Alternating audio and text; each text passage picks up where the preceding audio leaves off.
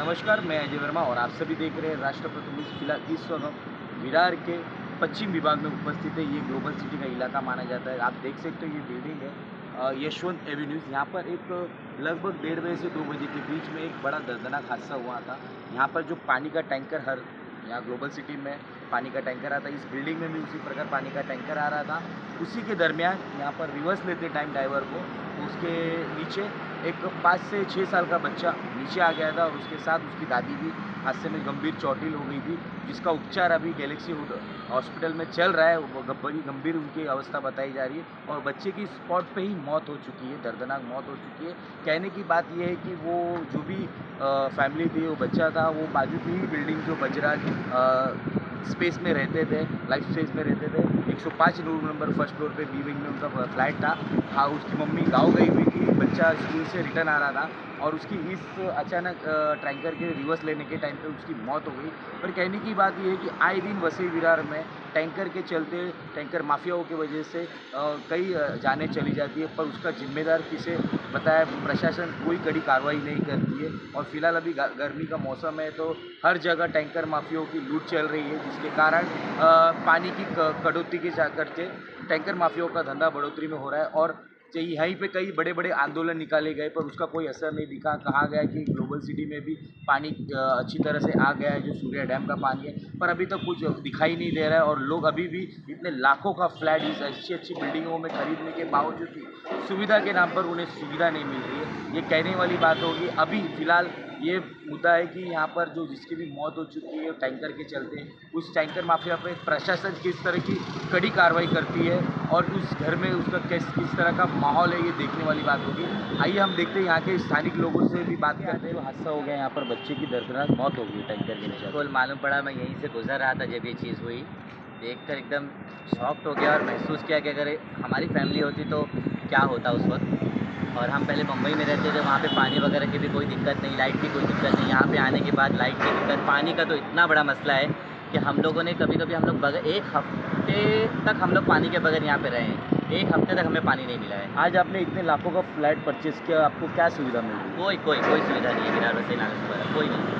तो कुछ आप भी नहीं। क्या कहना चाहोगे जो टैंकर लॉबी चलता है उनके बारे में? वो पानी बराबर आता है आपके घरों में? जी नहीं, बिल्कुल भी बराबर नहीं आता है। बोल तो रहा हूँ कि 1 हफ़्ते तक भी हम लोग बगैर पानी के यहाँ पे रहे हैं। एक कतरा पीने का पानी नहीं था। हम लोगों ने बाहर का जो बिसलेरी की बॉटल है 40 रुपए के आते हैं, वो हम 20-20 बॉटल मँगाते थे और उस पानी से हम लोग कपड़े धोए हैं। कितने लाख का फ्लैट लेने के बाद आपको ये हाल देखना पड़ रहा है 45 लाख का फ्लैट है हमारा और ये आपको हाल तो भी देखने पानी की बोतल बाहर से मंगानी है। क्या कहोगे यहाँ के प्रशासन को? कहाँ का उनको खुद यहाँ पे आके रह के देखना पड़ेगा क्या होता है। वो तो अपने मस्त है, हमने यहाँ पे छोड़ दिया है। बहुत तकलीफ़ में है। अभी जो घर में हादसा हो गया उसको क्या कहना चाहोगे? उनके पास प्रशासन से क्या मांग है? जो भी है अभी पानी है। जो भी सिक्योरिटी ऑफिसर है वो सामने खड़ा होना चाहिए। टैंकर वाले के पास क्लीनर नहीं रहता है, गाड़ी बड़ी है, गलती हम उसकी नहीं निकाल रहे, लेकिन जैसे पानी लोड होता है तो उनका कोई एक सिक्योरिटी का बंदा जो है यहाँ पे हाजिर होना चाहिए, जो नहीं है उसके वजह से ये चीज़ हो गई है। मतलब बिल्डिंग की कोई सिक्योरिटी नहीं थी, इतनी बड़ी बिल्डिंग की बिल्डिंग। कोई सिक्योरिटी नहीं है, पानी कैसे आता है कैसे जाता है, पानी की तो एक समस्या है ही है, लेकिन ऊपर से ये टैंकर के ये सारी समस्याएं चल रही हैं। समस्या चल रही है तो कोई बंदा उसके सामने खड़ा होना चाहिए। अभी पुलिस प्रशासन से क्या मांगे इस जो हादसा हो चुका है यहाँ पर? हादसा हो चुका है, अभी वो पुलिस अपने हिसाब से देखेगी जो देखनी है, या टैंकर वाला देखना है वो जो देखेंगे।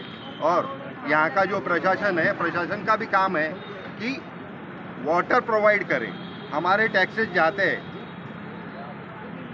Royalty all the way we are paying, तुम्हारा केंद्र को जाता है, अभी स्टैम्प केंद्र ड्यूटी सरकार जाता का है, इलेक्शन है एमएसपी को सर। जाता है, जो भी है, इलेक्शन है जो भी है। तो अभी क्या लेकिन मांग होगी आपकी तरफ से? मांग हमारी क्या है, ये इतना पैसा गवर्नमेंट को जाने के बाद तो हमको वो हिसाब की सुविधा होनी चाहिए।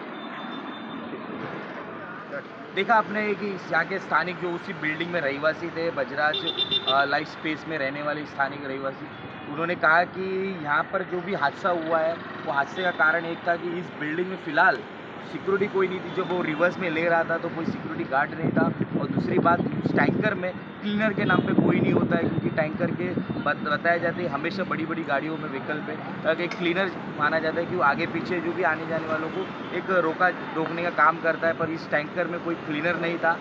वसई विरार की ऑलमोस्ट जितने भी टैंकर चलती है उसमें कोई क्लीनर नहीं होता है, जिसके कारण हादसा हो जाता है। अब प्रशासन उस पर किस प्रकार की कार्रवाई करती है ये देखने वाली बात होगी। हमारे वसई विरार के सभी पत्रकार बंधुओं ने इस टैंकर माफिया के खिलाफ में आवाज़ उठाई थी, जिसके चलते उन पर कड़ी से कड़ी कार्रवाई होनी चाहिए, पर कार्रवाई तो होती नहीं है। हालांकि उनको ही रिटर्न में धमकी दी जाती है और कहा जाता है कि इसके आगे आप वीडियो मत दिखाइए, नहीं तो जो हादसा उनके साथ हुआ है आपके साथ भी हो सकता है।